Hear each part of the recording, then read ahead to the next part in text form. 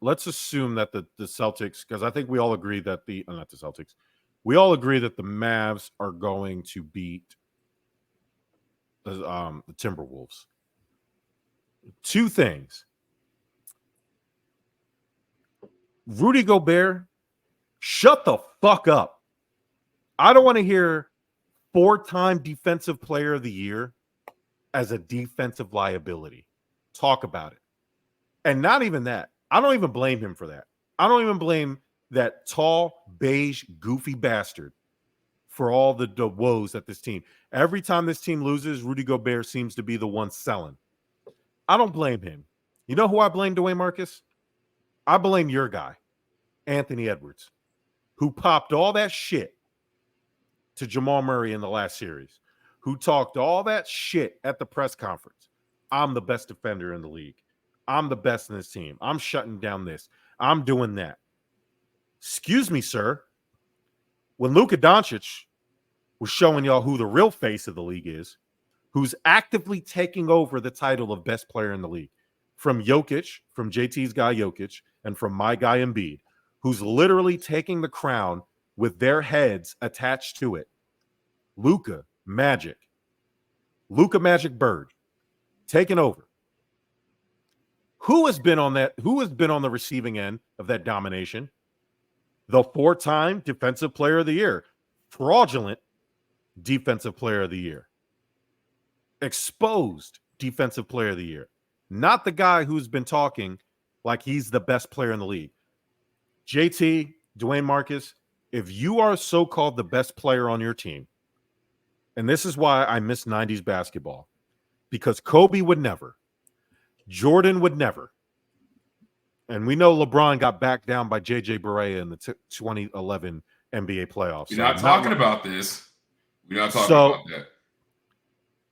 If you are the best player or proclaim the best player on the team and best defender, and you're locking down whoever, it is an indictment on you if you're not guarding the other team's best player, especially when he's already 2 times now won the game in the last few minutes of the game with big shots in critical moments. Anthony Edwards, Michael Jordan comparisons need to stop now, correct? It should have never started. Like that's insane to me. Like, think about all the guys that have shown us flashes of greatness in playoffs over the last 10 years. And they choose this guy to call the next Michael Jordan. I think that's insane. I'm going to disagree with you. I think the person that deserves the most blame is the guy who should have been the superstar and stepped up on this team because he has the experience. He's been in the league. And everybody tells me he's got a generational skill set. It's Karl Anthony Towns. Like, I'm sorry. Like, you're that big, that athletically gifted.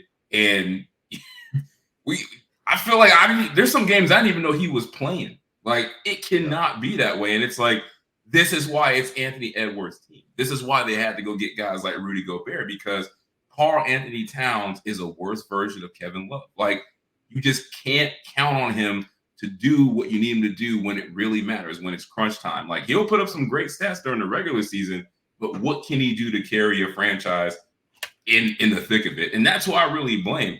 I agree. The Anthony Edwards, Michael Jordan comparisons need to stop because, I'm sorry, the way he looked in this series, he about to be the next Jimmy Butler, talking all that noise and not doing anything or delivering on any of that sass and promise. Like, he got a real opportunity to be the next Dwayne Wade. That's my personal ceiling comparison for him. But you could easily be Jimmy Butler. But I'm blaming Cat. And for Gobert, I saw somebody called him Baguette Biombo today, and I can't stop thinking about that. but I will say this. Let's just keep it a buck.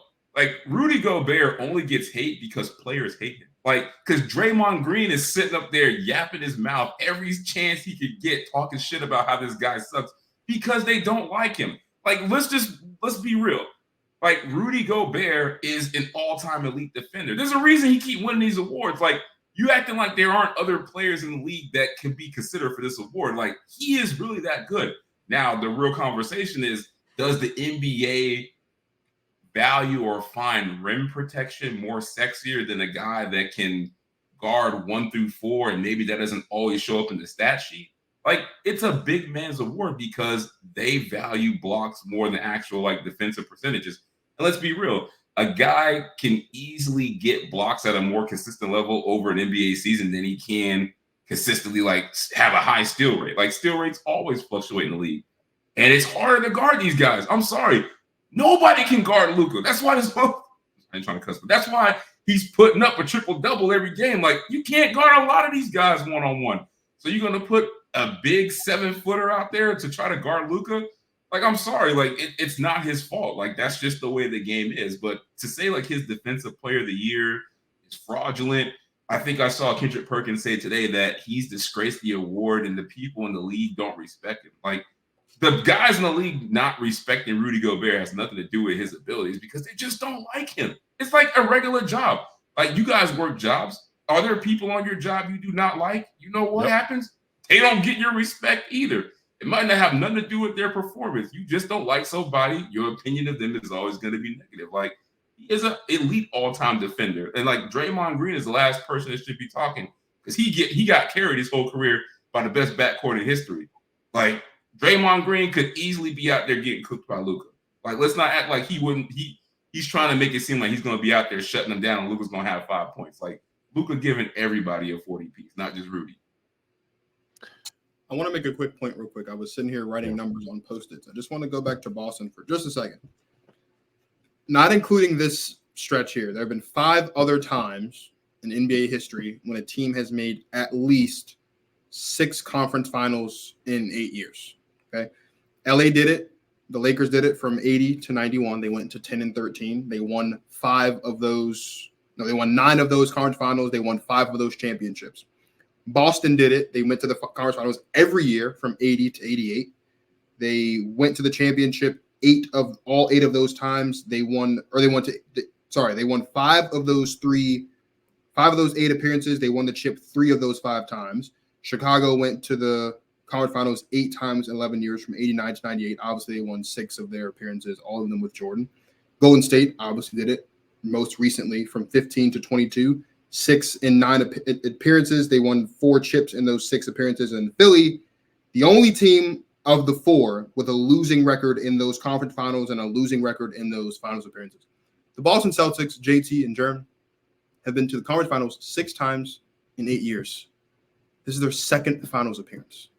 This is the second worst win-loss record in conference finals of similar length in NBA history, second only to the Philadelphia 76ers, who were 1-6 in their 7 appearances in 9 years. So when we talk about the Dallas Mavericks having a shot to win this series, Jeremy, you said it earlier, bro. If you pay attention to the past, it can tell you the future. And the last time a team went to at least 6 conference finals appearances in at least 8 years, not including Boston, with a losing record, it was Philly from 77 to 85. They went to these conference finals 7 times in 9 years. They won 4 of those 3 conference finals appearances, and they won 1 championship of those 4 finals appearances. So, all you Boston fans out there that think that this is finally the year for Chip 18, I have some bad news for you, buddy. This is not the year for Banner 18. You can try again next year. I'm sorry. I don't know what to tell you. The history gives it to you, bro. If you're not dominating those conference finals appearances, you're not winning championships. That's just what history tells us. So we'll see you next year, Boston. The hunt for Chip 18 lives on in 2025. You know, watch they win it though. Watch they win it this year. Like, this is the year they win it, and everybody gotta shut up and just say, all right. But let's say they do win it though. Good. You're supposed to. If they win it, nobody gonna care about them numbers. That's what I'm saying. Like that's nobody the gonna care. If they win it this year, it's great for you, but like nobody gonna care because no one's gonna be celebrating. Like Boston, they will. You know why? You know why people won't care if they win? Because it will validate everything that they've been wrong about for that exact time period that you just laid out. Because everybody's been calling them the best team. They're the superstars. They're the front runners. They got all these MVPs, and when they don't win, people start picking away at little things. It was Jaylen Brown. It was the coach. Now it's actually coming to Jayson Tatum. It's just at that critical mass point where it's like, all right, cool. If they don't win it, everybody might suck, and we got to blow it up. Like, the first person to go would be Missoula if they don't win this championship. Like, which is nuts. Which is nuts to me. Which is the right thing to do. Because he is not the guy to fix whatever is wrong with this team. Like, he's too inexperienced. You know who the guy is to fix what's wrong with this team? It was Ime. You should have kept him. Like, who cares? This is business. What's wrong with this team is the guy that put this team together, Brad Stevens. We think because he left the sidelines to go sit up in the front office and make these moves that he's excused from all wrongdoing. So Brad Stevens is the problem. He puts together these elite rosters. Like, in your notepad that you have, I know you looking at all notes. I don't have notes. Did you look up Boston's win differential at home this year during the regular season? How they were beating the shit out of the team by like 20 points. Like, but let's blame Brad Stevens doing that together. The problem is the players aren't doing what they're supposed to. Porzingis should be out there, but he ain't never healthy. Like, so hold on. So Brad Stevens has put this roster together since leaving the sidelines to go be in the front office. He's been putting the team together.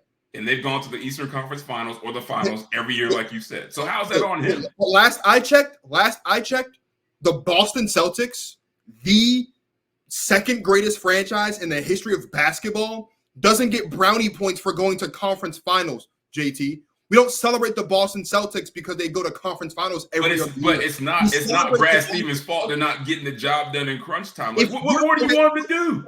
What more do you want them to do? If your job is to make a roster with the sole purpose of winning championships, he made him into a number one seed most years. Like, what more do you want him to do? What does he get paid to do? He gets paid exactly that. He gets no. What are Jayson Tatum and Jaylen Brown getting supermaxes for? No one in this business. Why are they paying Porzingis $100 million? Like, why are these guys on the NBA roster? Like, I'm sorry. I'm not saying these players are abdicated of all wrong. Like, I was the first one to say when Jayson Tatum was throwing up concert dates every other game against the Warriors 2 years ago, that something's wrong with him. I have no problem getting on any platform, on any network, anywhere in the world and telling you that I don't care that he's the Larry Bird Eastern Conference Finals MVP. Jaylen Brown still don't have a left hand, and I don't care that he put a glove on his left hand during a dunk contest to try to make a point. The point is, when you're in this business, you're in this business to win championships. And so Jerm loves 3-year sample sizes. Well, JT, guess what? We don't just have a 3-year sample size. We have 2 of those and then 2 more years. And Brad Stevens has put this roster together. And it doesn't matter that it's Jayson Tatum and Jaylen Brown and all these other guys' job to actually execute. It's Brad Stevens to put a roster together, win a championship. And if this roster, what more do you want him to do? Everything that you criticize him for, he's gone out the next year and fixed it. Look, his star head coach slept with the team owner's wife. That's what fine. He went out and found the best possible replacement. And what they do, they went right back to the finals. You're like, I don't like the way this roster is constructed. What does he do? He changes it and builds it up every year, makes the tweaks, and they're still good. And this is what I hate about talking about. This is what I hate about talking about basketball. Wait a second. Basketball never holds the players accountable, but they get all the credit. Everybody's game is so nice and they're so smooth and they're good, this and that. Like, we just don't know how good they are. You got to win the games. Like, Jayson Tatum and Jaylen Brown got to get it done. Porzingis is a top 4 overall pick as a perennial all-star when he's healthy. He got to get it done. Like, there's all-stars on this team that are not. And that's fine. They got guys on their bench that could start for most teams, and they're still not getting it done. How is that Brad Stevens' fault? I'm not saying it's all Brad Stevens' fault. It's zero his fault. What are you talking about, bro? Zero. If you are putting together a roster that's not winning championships, you need to make changes. Jerm, let me ask you a question. The Buffalo Bills went to 4 straight Super Bowls. Hold on, talk. Buffalo Bills with the 4 straight Super Bowls and lost it, right? Buffalo Bills. Are you blaming the GM for how you put together those teams while the team's not getting over the hump? No. Thank you. That's exactly the point I'm making. No. This is not. I'm not saying that Brad Stevens is the problem. You're misunderstanding what I'm saying. He's not a problem at all. Bro, what I'm saying, I'm not saying right now. What I'm saying is if you come at the end of this season and you don't have a championship and this roster with an exception of a few minor tweaks here and there along the way, has been exactly the same. This core has still been Jayson Tatum and Jaylen Brown, the exact same. And these two players on the biggest stages continue to not perform at the level they need to perform. At some point, you have to take a look at that and say, maybe these two don't need to be together. Maybe these two aren't the two that are going to bring me a championship. Not when I've got guys like Jamal Murray and Nikola Jokic out here winning a chip. Not when I've got Steph Curry out here winning another chip after being god-awful for 2 years. Like, I'm not saying Brad. But you know what though? You know why that's difficult to do? Because that's an easy conversation to have when your core doesn't include two easily top 15 players in the league. Because we can say, okay, let's split them up. But what's the plan? Like, who are you replacing it with? Who are you replacing one of those guys with that's going to give you the same level of performance? I understand that, but at what point do you look at that and say, great, we've been to 6 conference finals in 8 years. We've been to 2 championships because of it, and we don't have any chips. Like, at what point do you look at that and say, maybe we need to go figure something else out because this isn't working? I'm not saying Brad Stevens is a problem right now. I'm not saying he is the problem. Maybe I miscommunicated that. I'm just saying if come season's end, if in a couple weeks the Dallas Mavericks are the NBA champions and not the Boston Celtics, I'm saying that's a conversation that needs to happen. Because But if the Dallas Mavericks win, why can't it be they just got the 2 best players in that series? Because, I mean, they do. And it has nothing to do with Jayson Tatum and Jaylen Brown aren't good. Like, let's be honest. Like, if you go back to the beginning of the season, you're saying Luka's better than those 2. I disagree. I disagree with that. I got you. But if Kyrie and Luka are definitively better, it depends how they play, right? Like, let's take Jayson Tatum in this previous series. He didn't really have a lot of fourth quarter field goals, right? Like, when the rubber met the road for this team in this semifinals, or I'm sorry, in the Eastern Conference Finals, it was Jaylen Brown, the guy that they thought was holding Jayson Tatum back, that were making a lot of the good plays. Right. And because like you mentioned earlier, there was things that you can kind of attach. Oh, he doesn't have a left, or Jaylen Brown kind of fell apart in the past, but it seems like the roles have kind of switched. I don't want to go as far to say Jaylen Brown was their closer, but in the big moments, kind of like when I make fun of you about Jokic and Jamal Murray, which happened, right? In the big moments in those Nuggets title run, it was Jamal Murray making the bigger plays. Nobody's ever going to say Jamal Murray's better than Jokic, but in that specific series, whether it was matchups or whether Murray just had the hot hand at the time, he was the most important player in that moment. Jaylen Brown seems to be doing that right now. The difference is Jaylen Brown and Jayson Tatum were always not always, at the beginning, billed as 1A and B, and then Tatum kind of separated himself where people thought, let's get rid of Jaylen Brown. When they didn't, which Brad Stevens, to his credit, said, no, we have something special with these two. Let's figure it out. The Mavs seemingly figured it out. It's the same formula. 2 dominant guys who, here's 1A, you are to go first when it comes to taking over. And we just saw in this last game, in game 3 with the Timberwolves, Luka, even though at game 2 he was the hero, coming down the stretch, he didn't seem to have it, right? Like, nothing was falling, or he wasn't getting the calls, or he just wasn't getting the spacing or the separation. All of a sudden, Kyrie was the guy. Luka then started letting Kyrie bring the ball up. Hey, let's switch now. I'll be the shooting guard. You bring the ball and set the offense. We'll run it through you now. The Mavs seem to, in that moment in time, figure out who now is 1A and 1B. It doesn't have to be Jayson Tatum all the time. It doesn't have to be Luka Doncic all the time. That's the reason why they built the teams they did. That's why it's important, right, that you have the roster around your 2 guys. If you now are signaling that these are the 2 guys. Brad Stevens decided these are the 2 guys. I'm going to bring in an Al Horford to be the guy to calm everybody down. I'm going to bring up Kristaps Porzingis to be the big 4 or 5 to stretch the floor for them. He just is hurt, and hopefully he'll come back for the finals, because I think if he's not there, the Celtics are going to have a really hard time. It's a different team.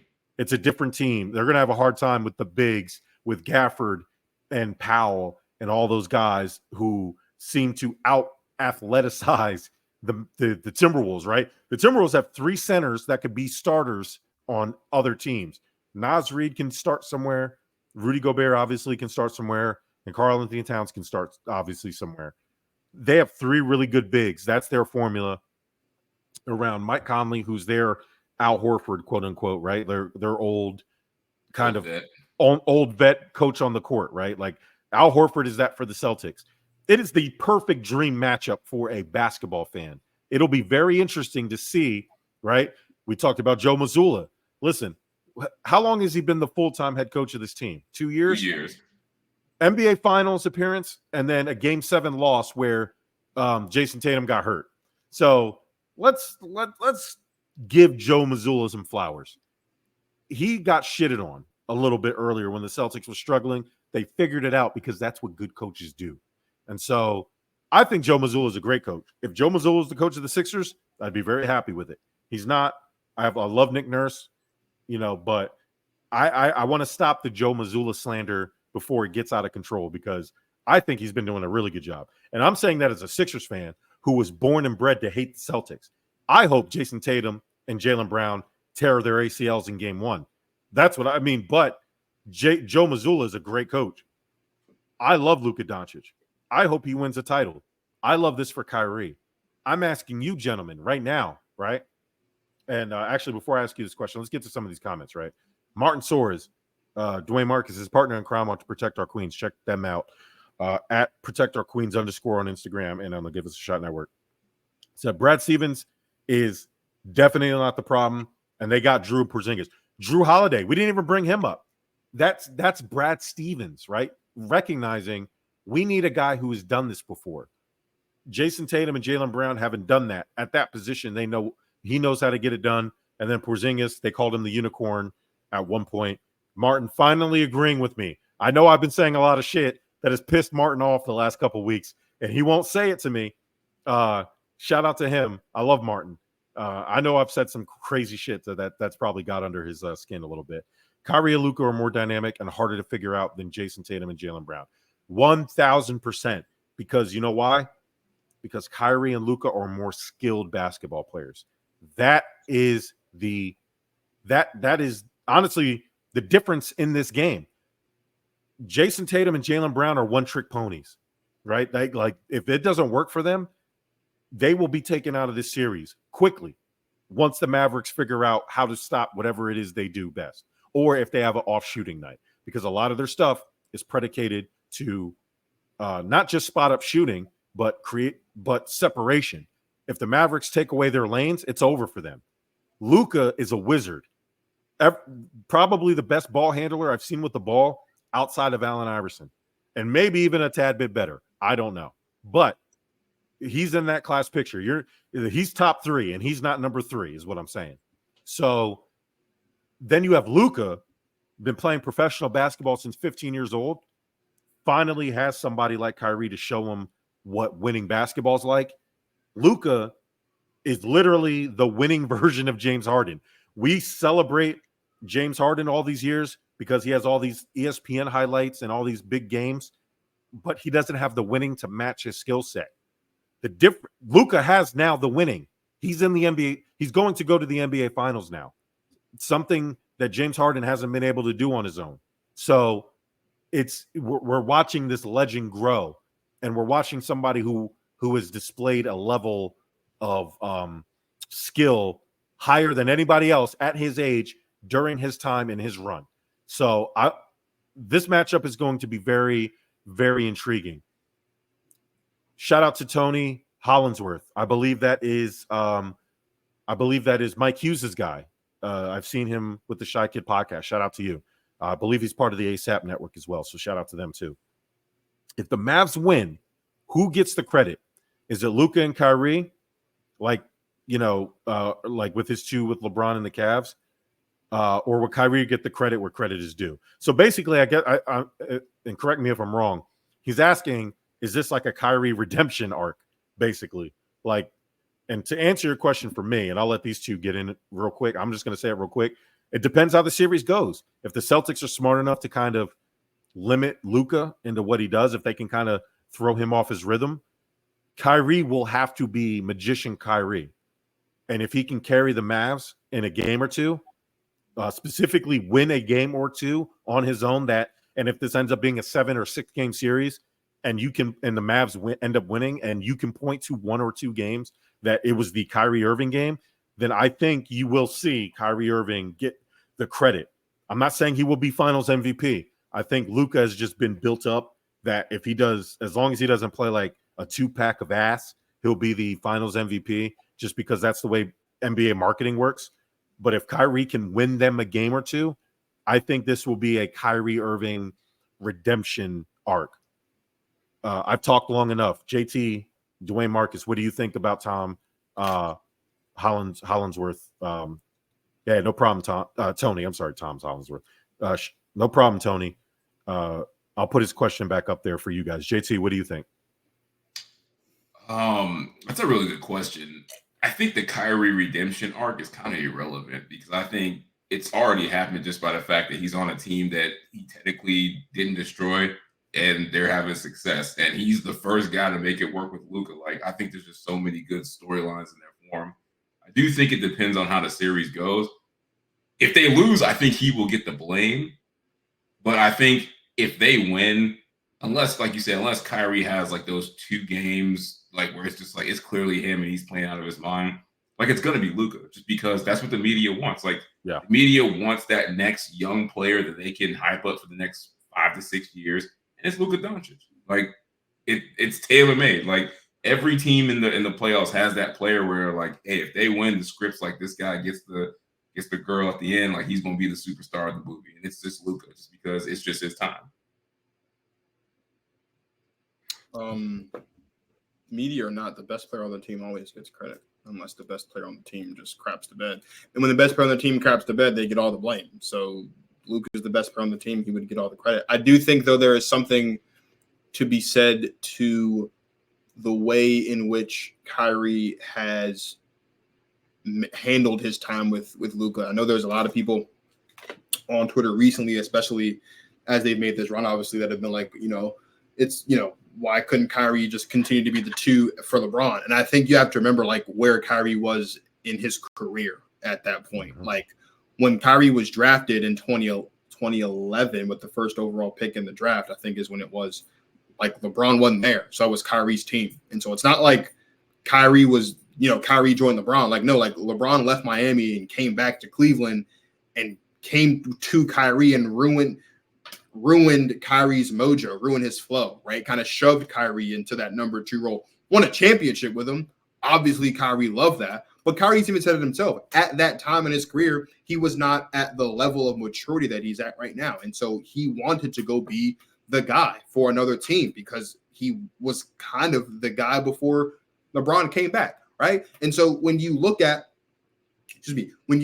what takes place in Kyrie's career from the moment he leaves Cleveland until now, a lot of lessons learned for Kyrie from his time with Boston to a lot of people, and I was one of them, saying like, hey, Boston might be better without Kyrie because they were winning playoff games without Kyrie Irving on the floor, right? To you go from him being in Boston to then him going to be in Brooklyn and how all of that transpired and how he was essentially the reason why, at least in one instance, the Brooklyn Nets didn't compete for a championship because he opted out of taking a vaccine, and so he didn't get to play in any home games. So that cost him things, right? So now to go from all of that to now be in Dallas, a much more mature human being, much more mature man, much more mature basketball player than where he was when Cleveland. Like, I mean, for Kyrie to be willing, I don't even want to say willing, but like, I mean, I'll use the word, for Kyrie to be willing to be the 2 to Luka Doncic and take that backseat, not only shows a level of maturity and level of growth in the redemption arc, so to speak, for Kyrie Irving, and also just shows just how good Luka Doncic is as a basketball player.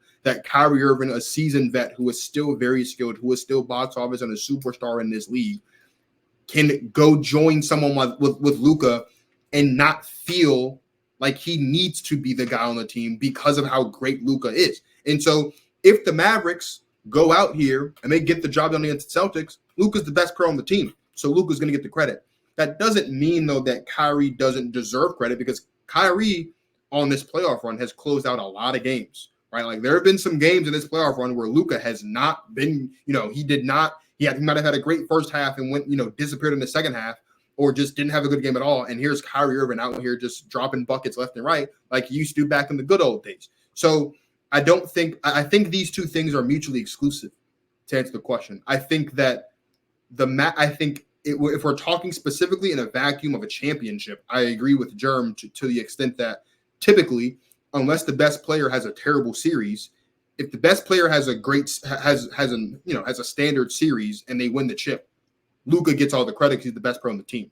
But if you want to talk about who gets the credit for this playoff run, it's Kyrie Irving, because before Kyrie got there, Luka was doing all the same stuff he's doing now, and he was just doing it by himself. He had Jalen Brunson in there as well. I don't want to ignore what Jalen Brunson was doing before. Obviously, he went to New York, but like, Jalen Brunson was not consistently doing what Kyrie Irving has consistently been doing along Luka's side. So like, Kyrie would definitely deserves a lot of credit for getting them to this point, because he's been the difference.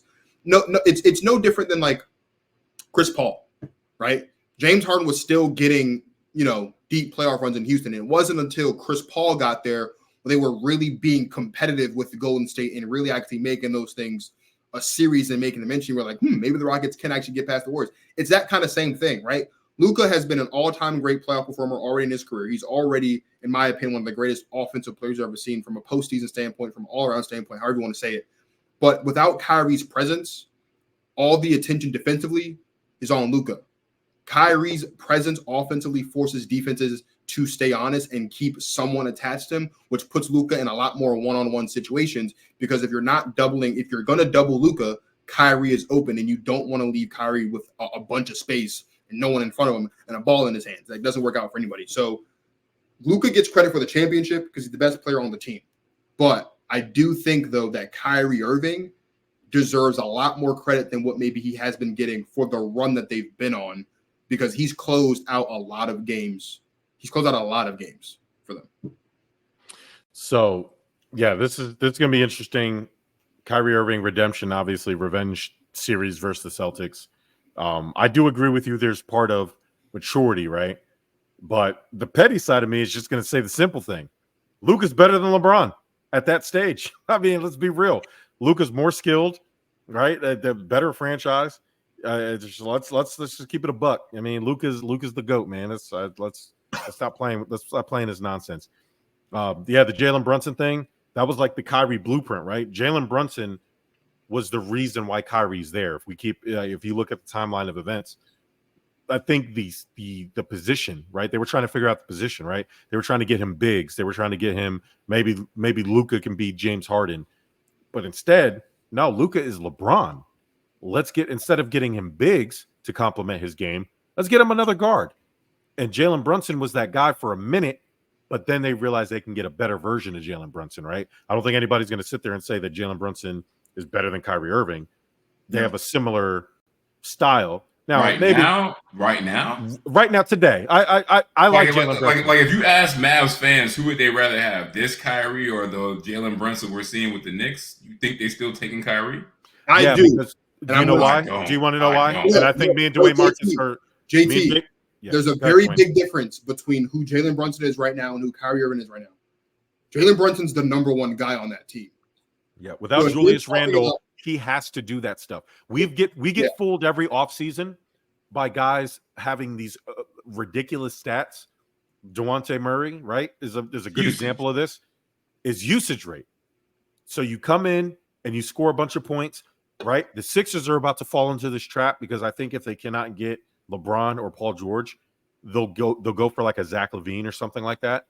It's usage rate, where these guys inflate who they are, and they're really not that good because they have to be, right? DeJounte Murray, there was nobody on those Spurs teams. He had to score all the points.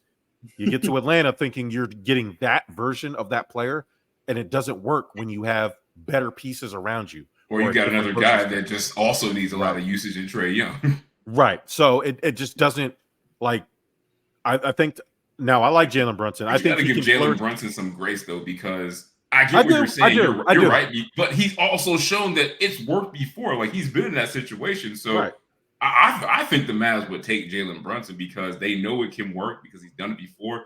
And let's keep it a buck. He's gotten better. Like whether it's more usage, like even before Julius Randle got hurt, this dude was having a breakout season. So I don't think it's the Julius Randle piece. I don't think matters because Jalen Brunson was already the best player on the team even when Julius Randle was there. What I would say is if you're talking about what would the Mavericks prefer in this moment as far as what's going to help them win a championship, it's Kyrie because Kyrie's proven to be the better Robin, as we like to say, to Luka's Batman. But if we're talking about a situation where I can get this version of Jalen Brunson but fit it as the two, then I agree with JT. Like they would take Jalen Brunson. The difficult thing though is the reason why Jalen Brunson is being so successful right now in New York is because he's the primary ball handler. He's bringing the ball to the floor. He's the point guard. Yeah. And the reason why Luka and Kyrie works is because Luka obviously is a point guard. Kyrie obviously spent most of his career in point guard. But when he was in Brooklyn, what did he do? Just like what he did with Luka. He gave James Harden the point guard responsibilities because James Harden was the better playmaker. Yeah. Similarly here, Luka's the better playmaker. Luka's the better passer. Luka's the better facilitator compared to Kyrie. Not to say that Kyrie can't pass or facilitate, but he's not on Luka's level. And so Kyrie, a much better off-ball player at this point than Jalen Brunson is because he has all of that experience playing off-ball with a Luka and a James Harden. And let's be honest, even when LeBron was there, we know LeBron would still bring the ball to the floor sometimes, and Luka and Kyrie's playing off of that as well. I don't know if this version of Jalen Brunson would be as effective or as dominant off the ball as he is on the ball. The other thing too is, as much as we all love Luka, let's be honest, when Luka doesn't have the ball in his hands, he's a statue. Right. And so you can't have someone on the team next to Luka that's dominant on ball because Luka's not going to be effective. Luka's effectiveness comes with him having the ball in his hands because of his dribble moves, because of his ability to, he said it himself, not fast, but still muscle his way into the lane because of his size, draw fouls, attack in the paint, and of course, step back and hit threes. We've all watched games. When Luka don't have the ball in his hands, he's in the corner, just standing there, waiting for the ball to come back to him. And so you don't want that because then, of course, that makes your team vulnerable because now essentially your team is playing 5-on-4 defensively until Luka gets the ball back in his hands. So the Mav fans definitely prefer Kyrie because he's the better off-ball player. But if they could get this version of Jalen Brunson and he be that effective off-ball, they would take Jalen Brunson just because Jalen Brunson at this point in his career is better than Kyrie at this point. So let's do some, even though I'm not a big prediction show, let's assume that it's the Mavs and Celtics in the NBA Finals. Real quick, JT, who would you take and in how many games? Mavs in 5. Ooh, nice. I'm shocked that you said that, to be honest. Dwayne Marcus. So the Mavericks winning 2 games against the Timberwolves on the road, obviously, to start off this series is very telling for me. Because, again, as I mentioned earlier, you look at what the Celtics have done 3 of the 4 games they won. They struggled immensely to close games. They were behind in all of those games down the stretch. Yeah. And while the Celtics are the better team, there is no denying that sometimes when the Celtics are behind, they can get a little panicky. You start to see Jayson Tatum and Jaylen Brown just jack up shots trying to play hero ball. Yeah. With that in mind, though, I do think it's going to be incredibly difficult for the Mavericks to win multiple games on the road. Yeah. I do think that. I think this series is going to come down to the Mavericks winning all of their games at home. So in order for them to win all their games at home and also win the series, I don't think this game has to go 7 for the Mavericks to win, I think. Because I can't see a situation where let's say they win game 1. They're not going to beat the Celtics 2 times in a row because to your point, Jerm, Joe Mazzulla is a great coach. And there's one thing he's really great at is making game-to-game adjustments. So I don't think the Mavericks are going to be able to win 2 in a row against the Celtics in any situation. And I don't think they're going to win multiple road games either. So I think it's going to come down to game 7, and I think the Mavericks are going to win game 7 in Boston. It fits that way for Kyrie to go back to Boston in game 7 and send them all home while they're, throwing racial slurs at him. That's hilarious. And Luka, they won't throw racial slurs at Luka, but Luka might throw some. In Slovenian. In Slovenian, yeah. He might throw some in Slovenian, yeah. So yeah, did you see that when he hit that shot on Gobert? Oh, yeah. He was like, "You can't fucking guard me," and then he turns to the crowd and says, "Go home, bitches." Like I love that. When they I asked him love post that. game conference, he said, "I didn't say that. I was talking to somebody." I was talking to Sylvanian. I was just talking. I love that. I love that Luka is doing that to the visiting. But yeah, coach. no, I imagine 7. Gotcha. Go ahead, JT. I'm sorry, I cut you off, bro. Oh, no, you're good. I was gonna say, hey, at least the media lets Luka do it, because that was somebody else. We might be a little bit different. But y'all know how it goes. Y'all know how the game go. Yeah, Dwayne Marcus. But I will say this. I agree with what you're saying. It's going to be very hard to win 2 on the road. But I say this. The reason why I think that might not matter in this series is the Celtics know, because we're up there talking about them for like 30 minutes. The Celtics know what kind of pressure is on them. Look, pressure bust pipes.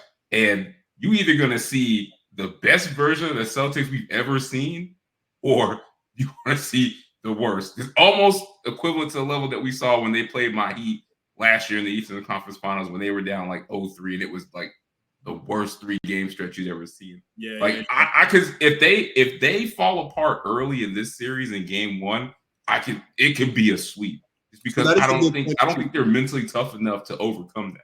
That's a great point. And so going back to the whole, like, again, when you talk about them being in 6 of the last 8 and only going to 2, there's a lot of losses that like tough ones too. Like, we're talking about like the tough ones against the Heat. We're talking about they were not ready against the Warriors. And obviously the old adage is you have to lose before you win.